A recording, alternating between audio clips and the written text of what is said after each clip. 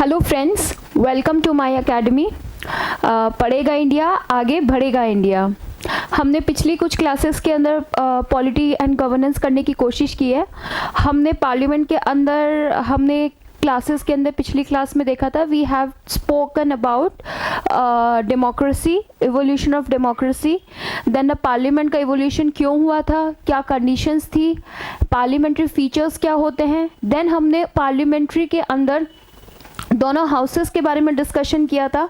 दोनों हाउसेस के बाद जिनके अंदर एमपी जो लगते हैं उनकी क्वालिफिकेशंस क्या है, उनकी डिसक्वालिफिकेशंस क्या है, स्पीकर क्या होता है, हाउस ऑफ लीडर, ये सब चीज़ें हमने एग्जीक्यूटिव से रिलेटेड चीज़ें डिस्कस करी थी। तो ये हुआ executive part. I hope you all are revising the things as well as you are solving the previous year question paper. अगर आपको कोई भी डाउट होता है please in the comment section let me know, and आप portal पे जाके माई academy app download कर सकते हैं और उसके अंदर भी ये लेक्चर्स हैं, आप देख सकते हैं। और अगर उनमें आपको डाउट होता है you can leave the comments there also, will get back to you. तो आई होप आपकी सबकी होली बहुत अच्छी रही होगी। You have enjoyed a lot, but now again preparation का जोन आ गया है और आपको अच्छे से प्रिपेयर करना चाहिए। पॉलिटी एंड गवर्नेंस के लिए मैं आपको सजेस्ट करूँगी कि आपको एनसीईआरटी पढ़नी चाहिए 6 to लेके 12 तक। These are very good NCERT, specially 6 to 10th NCERTs are amazing.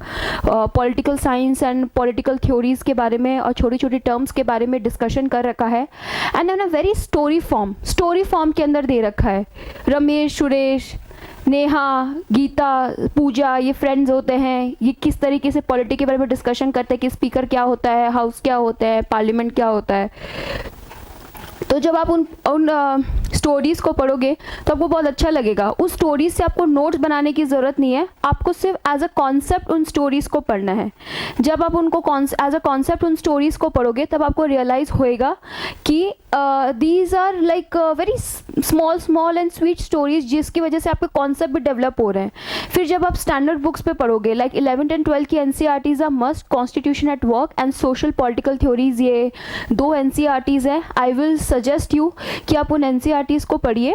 ये एनसीईआरटीज प्रीलिम्स में नहीं जबकि मेंस में भी हेल्प करेगी।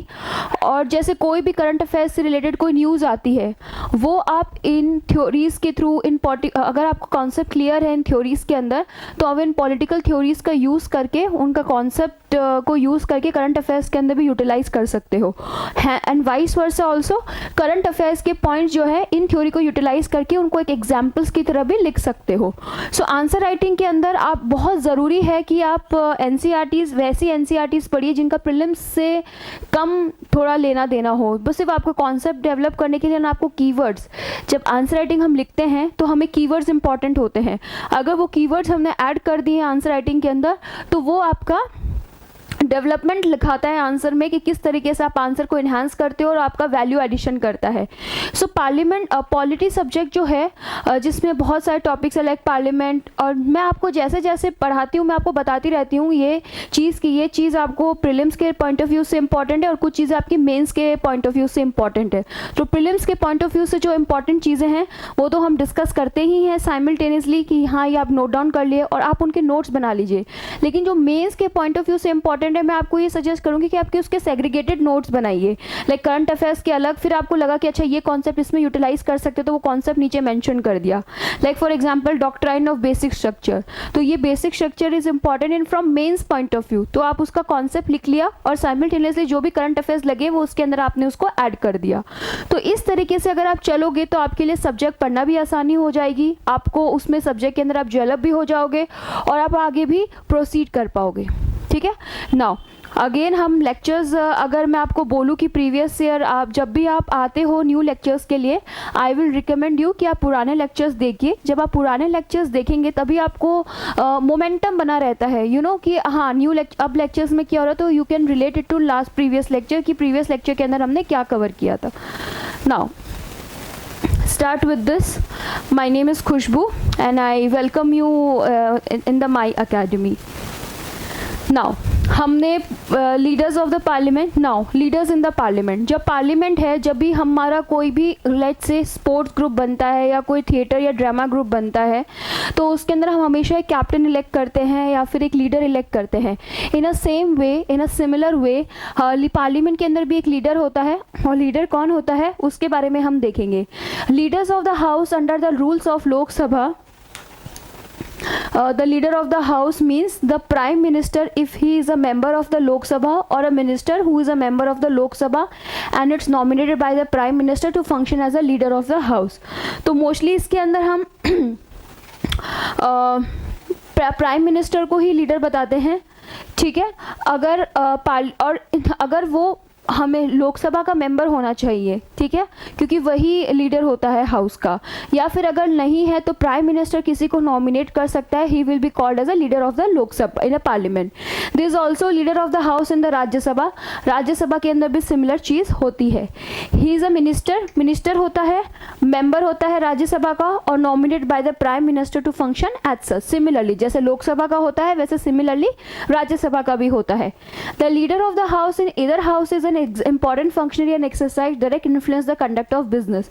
obviously influence होता है, see imagine as any sports team or any dramatics team, any singing team, dancing team, कि आप उसमें अंदर लीडर देखो तो लीडर का सबसे ज़्यादा इन्फ्लुएंस होता है बाकी मेंबर्स किस तरह से कंडक्ट करेंगे, क्या क्या पॉलिसीज कि किस किस प्रकार से पॉलिसीज इंप्लीमेंट होंगी। तो ये सारी चीज़ें जो होती है वो इंपॉर्टेंट होती है, और ये सारी चीज़ें जो करता है वो लीडर ऑफ द हाउस करता है।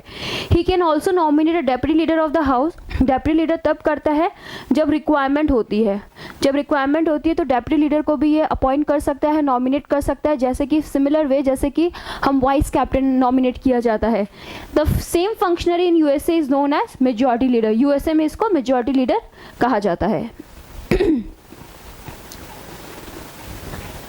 नाउ नेक्स्ट, अब जैसे कि अगर लीडर होता है हाउस में तो ऑपोजिशन पार्टी भी तो होती है, क्योंकि अगर एक पार्टी जीती है तो बाकी हारी भी तो है, उनके अगेंस्ट अपोजिशन में भी तो कोई आएगा उनकी पॉलिसीज़ को क्रिटिसाइज करने के लिए, उनको राइट डायरेक्शन दिखाने के लिए, जनता को ये बताने के लिए कि गवर्नमेंट ने कितना काम किया है और कितना नहीं। Although all these things are political matter, but अगर डीपली देखो तो यही पॉइंट बनता है कि लीडर ऑफ द ऑपोजिशन जो होता है वो हाउस ऑफ द लीडर को अपोज करता है। सिर्फ अपोज नहीं करता, चेक एंड बैलेंस रहता है, नहीं तो गवर्नमेंट जो होती है वो ऑटोक्रेटिक बिहेव करने लगती है, ऑटोक्रेसी आ जाती है, अनारकृता जिसे कहते हैं वो आने लगती है।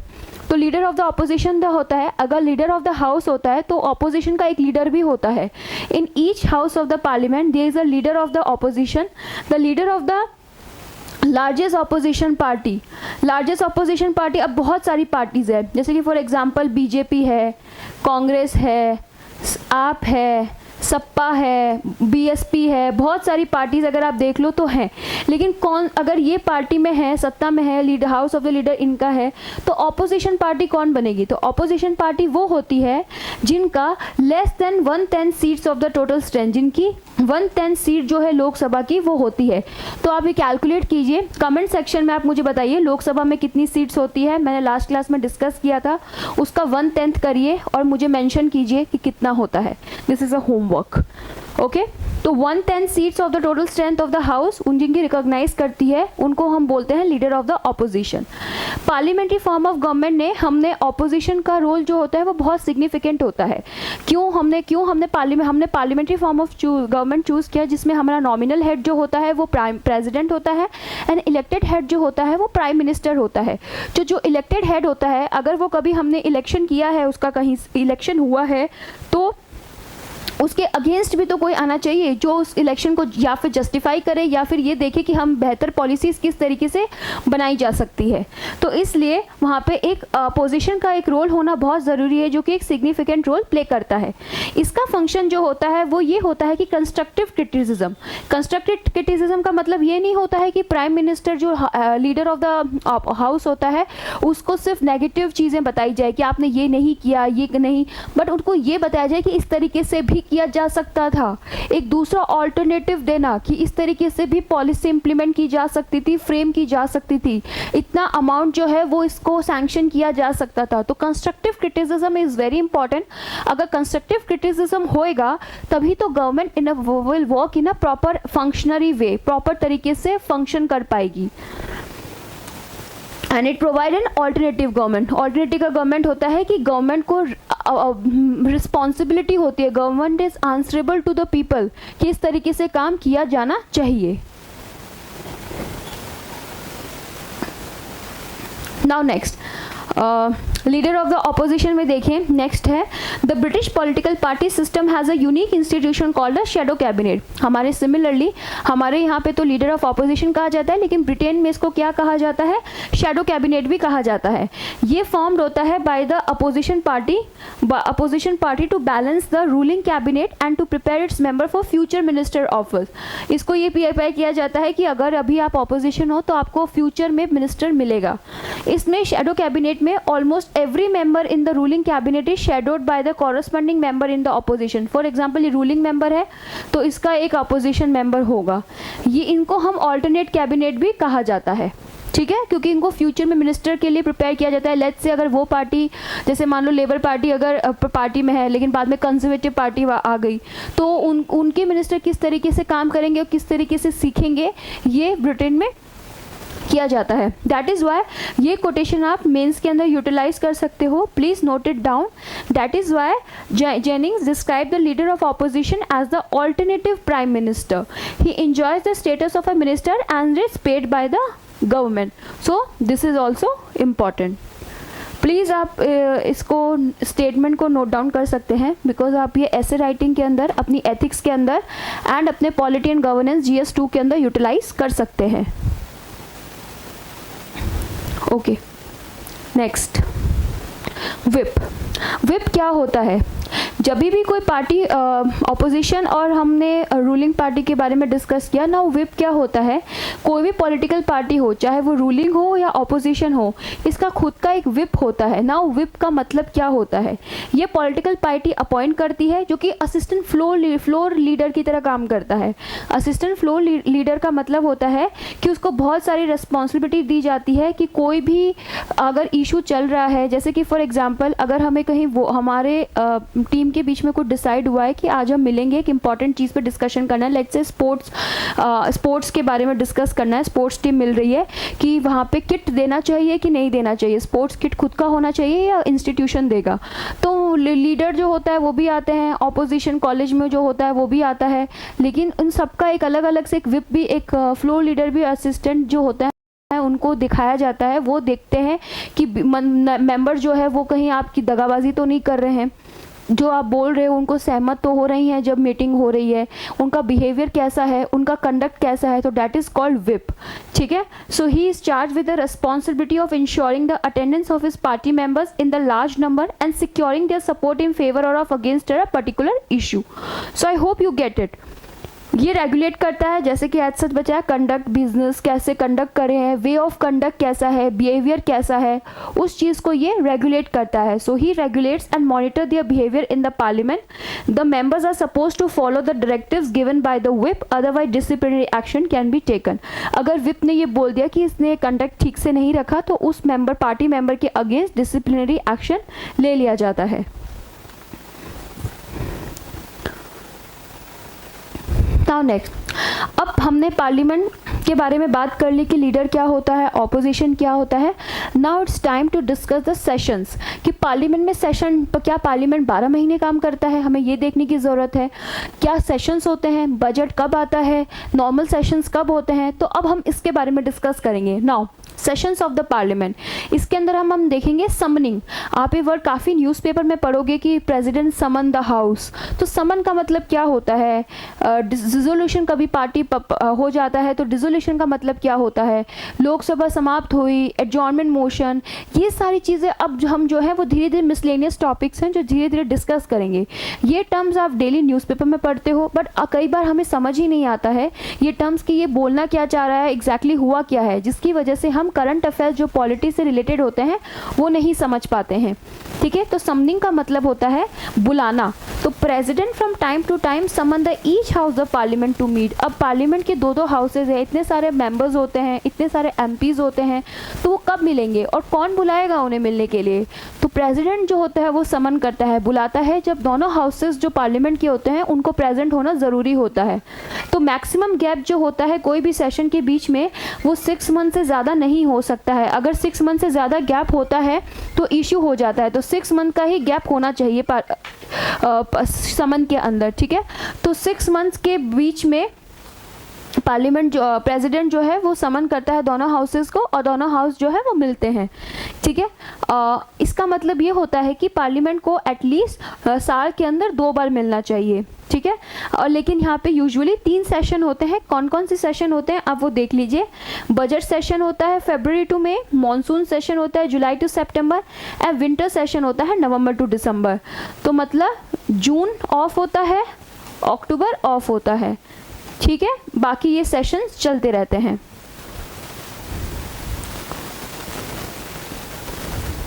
एडजॉर्नमेंट आपने कई बार सुना होगा कि the court is adjourn. What is that, does it mean? तो सिमिलरली पार्लियामेंट के में भी होता है एडजॉर्नमेंट मोशन। एडजॉर्नमेंट क्या होता है? A session of the parliament consist of many meeting. Obviously अगर 3 महीने बजट सेशन चल रहा है तो बहुत सारी मीटिंग हुई होंगी, तभी मीटिंग होती है, मिनिस्टर अपनी बात रखते हैं, कोई पॉलिसीज पास होती है, क्या क्या बजट सैंक्शन होता है या क्या क्या चीज़ें डिस्कस होती है, ये सारी चीज़ें जो पार्लियामेंट के अंदर होता है। और इसमें सेशन से होने से पहले कई बार मीटिंग्स भी होती है, पार्लियामेंट मीटिंग करता है। Each the meeting of the day consist of 2 sitting. 2 sitting होती है, एक तो होती है मॉर्निंग 11 to 1 और एक होती है पोस्ट लंच 2 to 6। ये सिर्फ मैंने आपको जनरल इसके लिए बताया ताकि आपको इन्फॉर्मेशन रहे। These are not important from prelims point of view. A sitting of parliament can be terminated by adjournment और adjournment sine die और prorogation और dissolution। Dissolution तब होता है लोकसभा के केस में। बाकी जैसे कि पार्लियामेंट की सिटिंग जो होती है वो टर्मिनेट कर दिया, जैसे बोला जाता है the court is adjourn for the day. Similarly parliament में भी बोला जाता है the session sitting is not session. Session अगर खत्म हो गया मतलब डिसोल्यूशन है, sitting is adjourn for the day. तो this is a very important difference between dissolution and adjournment. Adjournment similarly, देखो adjournment suspend the work in a sitting for a specified time which may be hours, days or weeks। तो ये बोल सकता है speaker कि the sitting is adjourned for 2 weeks, the sitting is adjourned for 1 hour, like that। Now adjournment sine die. Sine die का मतलब होता है कि terminating a sitting of parliament for indefinite period. Indefinite का पीरियड का मतलब होता है कि डिफाइन ही नहीं किया है कि कब तक है, बट वो एडजॉर्न है। ये बहुत ही रेयर केस में होता है। In other words when the house is adjourn without naming a day for reasonably it is called adjournment sine die. The power of the adjournment as well as adjournment sine die lies with the presiding officer of the house। हमने presiding officer के बारे में last time discuss किया था, that is a speaker। I will request you कि आप जाइए और speaker के बारे में देखिए कि speaker कैसे elect होता है। हम आने वाली आगे की classes में उसकी powers and responsibility के बारे में discuss करेंगे, but जो speaker होता है वो उसके पास ये power होती है। Now he can also call a sitting of the house before the date or time in which adjournment has or at any time after the house has been adjourned or sine die। This is general point। Now prorogation हमने summon discuss किया। Now what is a prorogation? Presiding officer means या तो speaker या फिर chairman declares the house adjourn sine die when the business of a session is complete. Session का business जो हो गया है वो कंप्लीट हो गया है, तो प्रिसाइडिंग ऑफिसर जो होता है वो ये डिक्लेयर करता है। कुछ फ्यू डेज के अंदर president issues a notification for prorogation of the house. इनके कुछ दिन के बाद प्रेसिडेंट एक नोटिफिकेशन जारी करता है कि हाउस को हमने प्रोरोग कर दिया है। लेकिन प्रोरोग वो तब भी प्रोरोग कर सकता है जब हाउस जो है वो सेशन के अंदर हो। नाउ डिसोल्यूशन, अभी हमने एडजॉर्नमेंट डिस्कस किया था जो कि सिटिंग को टर्मिनेट करता है। नाउ डिसोल्यूशन क्या होता है? Only Lok Sabha is subjected to dissolution. Dissolution का मतलब होता है समाप्त हो जाना, डिसॉल्व हो जाना। तो सिर्फ लोकसभा में होती है, क्योंकि हमने डिस्कस किया था, क्योंकि लोकसभा में इलेक्टेड मेंबर्स होते हैं, house of the leader elected होता है। राज्यसभा के अंदर लीडर जो होता है वो वाइस प्रेसिडेंट होता है। Please go through the previous lectures and revise it carefully. So Rajya Sabha हमने डिस्कस किया था कि it's a permanent house and Lok Sabha जो होती है वो डिसॉल्व होता है, सो इट्स वो परमानेंट हाउस नहीं होता है। Unlike a prorogation, a dissolution and the very life of the existing. This is very important. Prorogation जो होता है वो ये जो होता है वो एंड कर देता है, हाउस के लाइफ को। और new house is constituted after the general election, general election हो जाता है फिर न्यू हाउस जो होता है वो कॉन्स्टिट्यूटेड होता है। The dissolution of the Lok Sabha may take place in either of the two ways से काम करता है। एक तो होता है ऑटोमेटिक डिसोल्यूशन, जिसके अंदर क्या होता है, अगर 5 ईयर का टेन्योर हो गया है कोई भी लीडर का, हाउस ऑफ लीडर का, तो वो प्रेसिडेंट जो होता है वो ऑटोमेटिक डिसॉल्व कर जाता है। और लेकिन टर्म जो होता है वो नेशनल इमरजेंसी अगर लगी होती है तो उसका टर्म एक्सटेंड हो जाता है। तो नेशनल इमरजेंसीज और ये सारे टॉपिक्स जो हैं वो हम आने वाली क्लासेस में डिस्कस करेंगे कि 3 टाइप की इमरजेंसीज होती हैं, financial, national and president rule. तो उनकी क्या रिक्वायरमेंट्स होती है, क्या कैरेक्टरिस्टिक होते हैं, उनके टाइम पे क्या क्या डिसॉल्व हो जाता है, क्या क्या ख़त्म हो जाता है, तो वो हम आने वाली क्लासेस के अंदर डिस्कस करेंगे। जब भी प्रेसिडेंट डिसाइड करता है dissolve the house which he is authorized to do, once the Lok Sabha is dissolve before the completion of a normal tenure, the dissolution is irrevocable. इसका मतलब होता है कि अगर 5 साल से पहले अगर ऐसी कंडीशंस आ जाती है कि डिसॉल्व करना ही है तो पूरी तरीके से डिसॉल्व हो जाता है house. Now voting in the house, अगर हमारे बहुत सारे मेंबर्स हैं, अगर हमें कोई चीज़ पे पहुंचना है, किसी चीज़ पे सर्वसहमति नहीं हो रही है, तो क्या होता है, ऑफ कोर्स वोट किया जाता है। वोटिंग के थ्रू ही हम बता सकते हैं कि कितने मेंबर्स का मत किस में है और कितने मेंबर्स जो हैं वो क्या देख रहे हैं। तो वोटिंग इन द हाउस में अगर देखें तो all the matters at any sitting of either house और joint sitting of both the house are decide by the majority of votes. Majority of votes में बहुत तरह की मेजॉरिटी होती है, simple, special plus half of the states. ये हम जब आने वाली क्लासेस के अंदर डिस्कस करेंगे तब हम देखेंगे कि ये क्या क्या मेजॉरिटीज़ होती है। बट मेजॉरिटीज़ ऑफ वोट्स होती है तभी सारे मैटर्स जो होते हैं वो डिसाइड होते हैं। And excluding A presiding officer, presiding officer को क्यों एक्सक्लूड करके, क्योंकि उसके पास स्पीकर जो होता है, हम डिस्कस करेंगे, स्पीकर के पास कास्टिंग वोट होता है।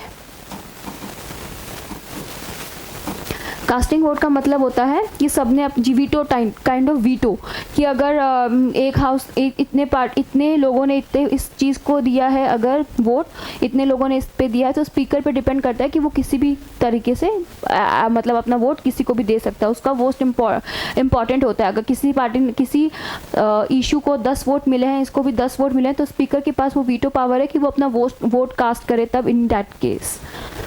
Only a few matters which are specified mentioned in the constitution, like a impeachment of the president, amendment of the constitution, removal of the presiding officer of the parliament and so on, require the special majority. Special majority क्या होती है वो हम discuss करेंगे आने वाली कुछ classes में, ठीक है। 2/3 members of present and voting होती है।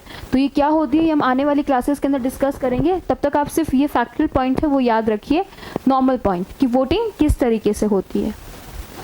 अगर आप लिखना चाहते हैं you can note it down, you can pause the video and आप लिख सकते हैं। Now moving forward, languages in the parliament, कि पार्लियामेंट के अंदर किस तरीके की लैंग्वेज यूज़ की जाएगी। तो constitution has declared Hindi and English to be the languages for transacting business in the parliament. Hindi और इंग्लिश दोनों लैंग्वेजेस जो होनी चाहिए पार्लियामेंट के अंदर होनी चाहिए। लेकिन प्रिसाइडिंग ऑफिसर मतलब स्पीकर आपका, तो आपका जो स्पीकर होता है वो डिसाइड कर सकता है कि वो मदर टंग के अंदर भी अपना यूज़ कर सकता है। मैंने आपको पिछली कुछ क्लासेस में बोला था, रिक्वेस्ट करी थी कि प्लीज़ आप जाके पुराने सेशंस अगर कभी हो यूट्यूब पे अवेलेबल या लाइव सेशन हो रहा हो कभी देखिए, तब आपको रियलाइज़ होगा कि प्रिसाइडिंग ऑफिसर किस तरीके से इंटीग्रेट करता है और किस तरीके से उनको डायरेक्शन देता है। In the both the houses arrangements are made for the simultaneous translation भी चल रही होती है। तो इंग्लिश को हमने डिसकंटिन्यू कर देता है floor language after the expiration of 15 years from the commencement of the constitution. Official language act के थ्रू ने अलाउ कर दिया कि इंग्लिश भी होगी हिंदी के साथ कंटिन्यू, क्योंकि बहुत सारे मेंबर्स जो होते हैं वो सदर्न पार्ट ऑफ इंडिया से भी एमपी होते हैं, तो उनके लिए हिंदी डिफ़िकल्ट हो जाती है। सो इन दैट केस इंग्लिश को हमने इस तरीके से कंटिन्यू कर दिया कि इस तरीके से यूज़ किया जा सकता है। Now question hour, what is a question hour? Now बहुत सारी ये साइमल्टेनियसली मिसलेनियस टर्म्स है जिनको हम धीरे धीरे डिस्कस करेंगे कि what are these terms. Okay, now question hour, first hour of every parliamentary sitting is slotted for this. जो भी पार्लियामेंट्री सीटिंग का फर्स्ट आवर होता है वो इसी को दिया जाता है। इस टाइम में मेंबर्स जो होते हैं वो क्वेश्चंस पूछते हैं और मिनिस्टर्स जो होते हैं वो यूजुअली आंसर्स देते हैं। जो भी मिनिस्टर्स होते हैं, HRD minister, health minister, home minister, जो भी क्वेश्चन पूछे जाते हैं इनके इस टाइम पे आंसर्स दिए जाते हैं। तीन तरीके के क्वेश्चंस होते हैं, star, unstar and short notice. तो स्टार्ट क्वेश्चन कौन से होते हैं? These are distinguish by asterisk mark, जिनको एक ओरल आंसर ज़रूरत होती है। सप्लीमेंट्री क्वेश्चन भी फॉलो किया जा सकता है, अगर हमने ओरल आंसर दिया तो सप्लीमेंट्री क्वेश्चन भी उनको फॉलो कर सकते हैं। अनस्टार्ड क्वेश्चन जो होते हैं, जिनको एक रिटर्न आंसर चाहिए होते हैं, इसलिए सप्लीमेंट्री नहीं चाहिए होती। अगर रिटर्न ही है तो सप्लीमेंट्री नहीं चाहिएगी। So please these are the factual points. I will suggest you कि आप इनको याद करिए। आप इनको जब याद करोगे तभी आपको पता चलेगा कि क्या प्रीलिम्स में ये इम्पॉर्टेंट है। So these topic is important from prelims perspective. Now short notice. Short notice जो होता है, जब मेंबर्स जो होता है वो नोटिस देता है लेस देन 10 डेज का, और इसको हम आंसर्स देते हैं, ओरली आंसर दिया जाता है। Please note it down. These are important terminologies जो कि प्रीलिम्स में काफ़ी बार पूछी गई है। इनफैक्ट कई जगह मॉक्स में भी पूछा गया है। प्रीलिम्स के अलावा ये CDS एग्ज़ाम, CAPF में भी कई बार पूछा गया है। सो प्लीज़ केयरफुल होके आप इनको नोट डाउन कीजिए, एंड आई विल सजेस्ट कि आप इनको कोड बना के याद कीजिए, तो आपके लिए ज़्यादा बेटरमेंट रहेगा। रिटर्न आंसर है तो सप्लीमेंट्री क्वेश्चन नहीं पूछेंगे, लेकिन अगर ओरल दिया है तो सप्लीमेंट्री पूछेंगे। Simple. Now moving forward, 0R। 0R क्या होता है? It is an informal device available to members of the parliament to raise the matter without any prior notice. Prior notice कोई मिला नहीं है तो मेंबर्स को क्वेश्चन रेज करना होता है, तो उसमें हम यूज़ करते हैं 0R। 0R जो होता है वो इमीडिएटली स्टार्ट होता है क्वेश्चन आर। क्वेश्चन आर के बाद स्टार्ट जो हो जाता है वो होता है 0R, इमीडिएटली स्टार्ट होता है, और ये तब तक रहता है जब तक कि एजेंडा ऑफ द डे रहता है। In other words, gap between the question hour and the agenda is known as question hour से हमारा स्टार्ट हुआ, हमने एजेंडा डिस्कस किया, ठीक है। एजेंडा और इनके बीच में अगर कोई चीज़ आती है, डेट इज़ अ 0R, इसके अंदर 0R की जाती है। ये पॉइंट जो है प्रीलिम्स पर्सपेक्टिव से इम्पॉर्टेंट है। इंडियन इनोवेशन है ये, 0 इंडियन इनोवेशन है, ऐसे याद देख लीजिए, 0 Aryabhata Indian innovation, like that. Try to use, you make your own hacks so that आपको वो हेल्पफुल रहे आगे। Parliamentary procedures and has been existent since 1962। So this is prelims pointer, तो आप प्लीज़ इसको याद कर लीजिए, ये इंपॉर्टेंट है। Please note it down.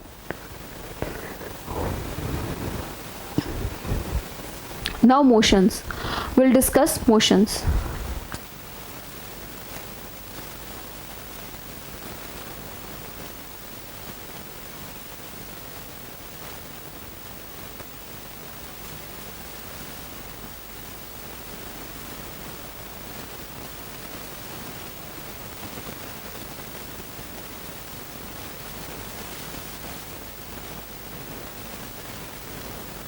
So what is the motions?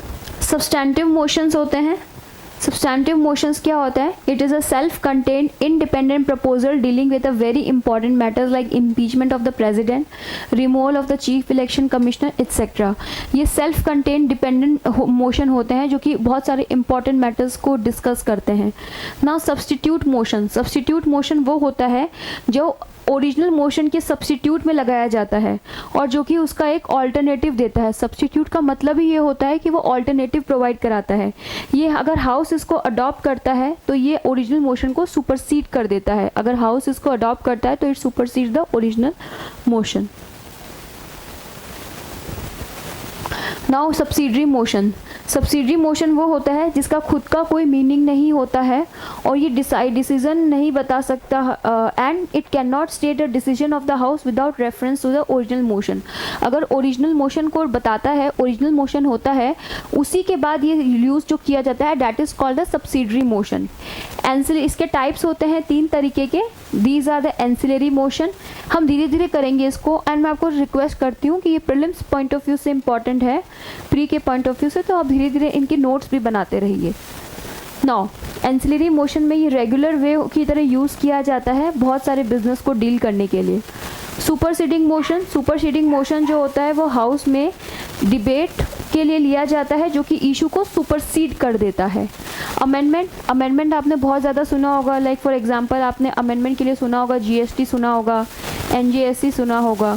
So these are important. Amendment जो होता है वो सब्सटीट्यूट करता है, मॉडिफाई करता है, सिर्फ पार्ट जो ओरिजिनल मोशन का पार्ट होता है उसको ये करता है, that is called amendment.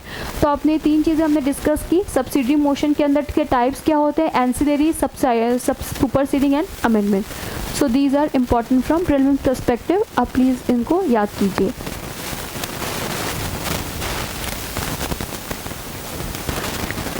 Now next, closure motion. ये मोशन जो होता है वो मेंबर करते हैं किस लिए, डिबेट को कट शॉर्ट करने के लिए, कि डिबेट कोई चल रहा है उसको कट शॉर्ट करने के लिए क्लोजर. ये आप हिस्ट्री में भी टर्म पढ़ेंगे. फ्रेंच रिवॉल्यूशन के अंदर ये टर्म्स आई थी कि क्लोजर मोशन, क्लोजर करने लग गए थे, गुलेटिन जिनको बोला जाता है. On a matter before the house, if the motion is approved by the house, debate को स्टॉप किया जाता है और मैटर को वोट पे लगा दिया जाता है कि भैया वोट दे दो, बहुत इस पे डिबेट हो गया है. अगर वोटिंग से ही मैटर डिसाइड करेंगे कि क्या करना है और क्या नहीं करना है. सिंपल क्लोजर ये होता है जब मेंबर्स जो होता है मूव करता है मैटर को, वो सफिशिएंटली डिस्कस किया जाता है और अब उनको वोट पे लगा दिया जाता है. That is a called simple closure. Closure by compartment में पार्ट बाय पार्ट. कंपार्टमेंट मतलब क्या होता है, part by part.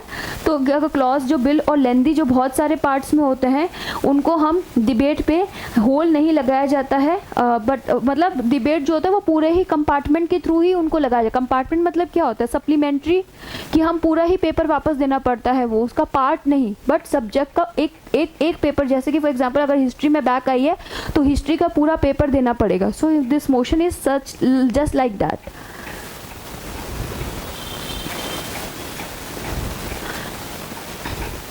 No kangaroo closure, इसमें सिर्फ इम्पॉर्टेंट मैटर्स, इम्पॉर्टेंट जो चीज़ें होती है वो ही ली जाती है, डिबेट किया जाता है और वोटिंग की जाती है.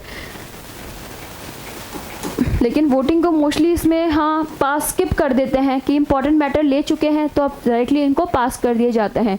तो कंगारू क्लोजर ये होता है. गुलेटिन वो होता है जिसमें अनडिस्कस क्लॉज जो होते हैं बिल के, उनको वोट पे दी जाती है और डिस्कस किया जाता है due to want of time. So इनको हम कहते हैं गुलेटिन क्लोजर, जिसके अंदर अनडिस्कस पार्ट जो होते हैं बिल के उनको वोट पे दिया जाता है, that is called guillotine. Privilege motion, ये अभी न्यूज़ में था राजस्थान गवर्नमेंट को लेके. सो मैं इसके बारे में कभी डिस्कस करूंगी जब हम करंट अफेयर्स पढ़ेंगे. प्रिविलेज मोशन यूज़ किया गया था जिसके अंदर बोला गया था कि अगर ब्रीच ऑफ पार्लियामेंट्री प्रिविलेजेस अगर होती हैं देन इसको प्रिविलेज मोशन लेके आया जाता है. क्योंकि बहुत सारे मिनिस्टर्स जो होते हैं उनको बहुत सारी पार्लियामेंट्री प्रिविलेजेस होती हैं, बहुत तरह के इधर की प्रिविलेजेस होती हैं, सिविल क्रिमिनल केसेस में, सिविल केसेस में और ओवरऑल. सो उनका अगर कोई ब्रीच करता है तो ये मोशन लेके आया जाता है. ठीक है. It is move by a member when he feels that a minister has committed a breach of privileges of the house or one or more of its member by withholding facts of a case by giving wrong or distorted fact. wrong और distorted fact के through उसने जो है वो अपनी privilege का जो क्या है वो breach किया है. इसका पर्पस होता है to sensor the concern minister. Concern minister को सेंसर करना होता है, मतलब रिमूव करना होता है या हटाना होता है. तो ये मोशन लेके आया जाता है. Calling attention motion. Calling attention motion जो होता है वो पार्लियामेंट के इंट्रोड्यूस किया जाता है मिनिस्टर्स का जो मैटर होता है कोई अर्जेंट पब्लिक इंपॉर्टेंस पे उनको ले जाने के लिए. ये एक अथॉरिटेटिव स्टेटमेंट लिखता है उस मैटर पे. 0R की तरह ये भी एक इंडियन इनोवेशन है. ये प्रीलिम्स पॉइंट ऑफ व्यू से इंपॉर्टेंट है कि जिस तरीके से 0R इंडियन इनोवेशन है वैसे ही कॉलिंग अटेंशन मोशन जो होता है वो भी इंडियन इनोवेशन है. So please make a note of that. This is a important point from prelims perspective. ये एग्जिस्टेंस है 1954 से और उसका एग्जिस्टेंस था 1962 से. सो दिस इज़ ऑल्सो इम्पॉर्टेंट क्योंकि कई बार स्टेटमेंट के अंदर उल्टा फर्क करके ये पूछ लिया जाता है. 0R की तरह unlike it is mention in the rules of procedure. तो ये एक इंपॉर्टेंट पॉइंट हो गया, रूल्स ऑफ प्रोसीजर के अंदर मेंशन है. So these are factual point और मिसलेनियस टॉपिक है जो कि आप कवर करोगे. Now adjournment motion. पहले हमने एक एडजॉर्नमेंट के बारे में बात की थी. नाउ अगर मोशन को अगर लेके जाया जाए तो किस तरीके से होता है adjournment motion. It is introduce in the parliament. ये पार्लियामेंट के अंदर इंट्रोड्यूस किया गया है to draw the attention of the house of a definite matter of public importance and the need the support of 50 members. अगर 50 members इसका support कर देते हैं तो ये मोशन जो होता है वो पार्लियामेंट के अंदर पास कर दिया जाता है. That is an adjournment motion. ये इंटरप्ट करता है नॉर्मल बिजनेस को, हाउस को. अब इसको इसलिए इसको हम एक्स्ट्रा ऑर्डिनरी डिवाइस भी बोलते हैं क्योंकि ये हाउस की जो सिटिंग होती है उनको इंटरप्ट करता है। ये इन्वॉल्व करता है सेंशर अगेंस्ट द गवर्नमेंट। राज्यसभा सेंशर मतलब कि हटाना गवर्नमेंट को, तो जो टेम्पररी हाउस होगा वही हटेगा, परमानेंट हाउस कभी हट नहीं सकता है, ठीक है। तो राज्यसभा इसका यूज़ नहीं कर सकती है।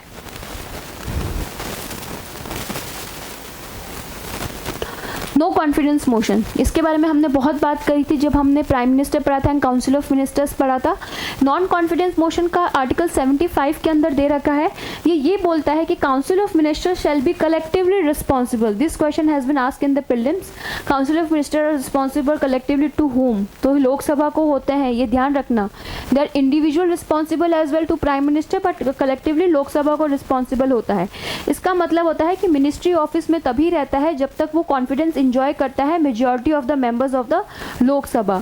इस अदर वर्ड्स में लोकसभा जो होता है वो मिनिस्टर्स को रिमूव कर सकता है नॉन कॉन्फिडेंस मोशन पास करके। मोशन को है 50 मेंबर्स का इसमें एटलीस्ट एडमिट होना चाहिए। अगर 50 मेंबर्स इसमें एटलीस्ट एडमिट होते हैं तो ये मोशन जो होता है वो पास कर दिया जाता है।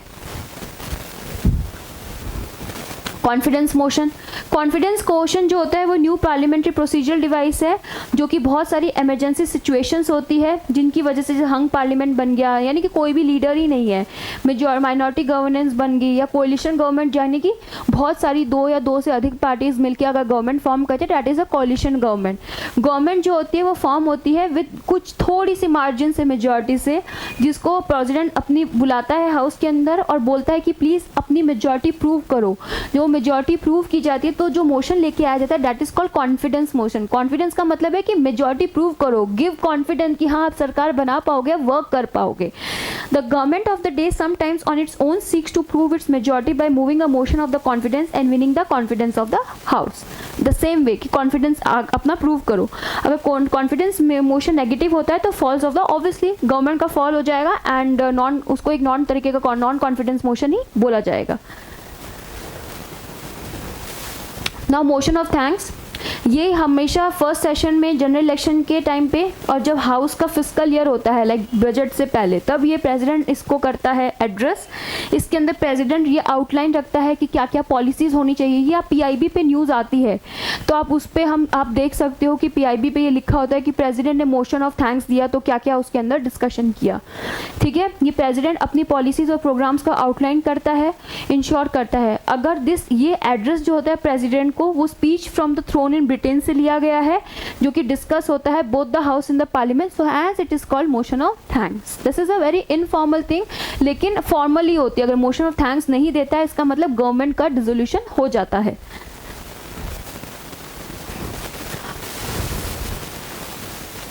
Now no day yet name motion, इसका मतलब होता है ये मोशन जो होता है वो एडमिटेड बाय द स्पीकर।